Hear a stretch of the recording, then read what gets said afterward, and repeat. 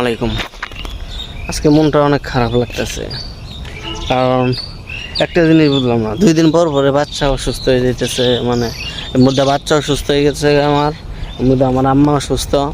মানে মানে অসুস্থতার একটা ভাইরাসের মতো আছে, যেখানে যাই সেখানেই বলে যে অসুস্থ আর অসুস্থ।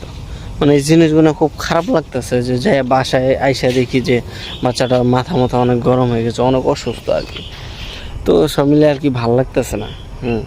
ভিডিও করার ইচ্ছা ছিল না আজকে এই অবস্থা দেখে। মানে দেখি তার শোল টোল গরম হয়ে গেছে, মাথা গরম হয়েছে। আমি একটা জিনিস বুঝলাম না, আমার বাচ্চা যে কি হ্যাঁ অসুস্থ হইলে আগে আর মাথা গরম হয়, মাথা নর্মালি একটু গরম হয়, গরম হওয়ার পরে এবং কি তারপর আস্তে আস্তে আস্তে আস্তে শরীরটা গরম হয়।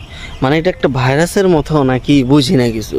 এই যে ওষুধ খাওয়ানোর উপরে আছি তারপরও কাজ হয় না, ওষুধের তালেই থাকার লাগে।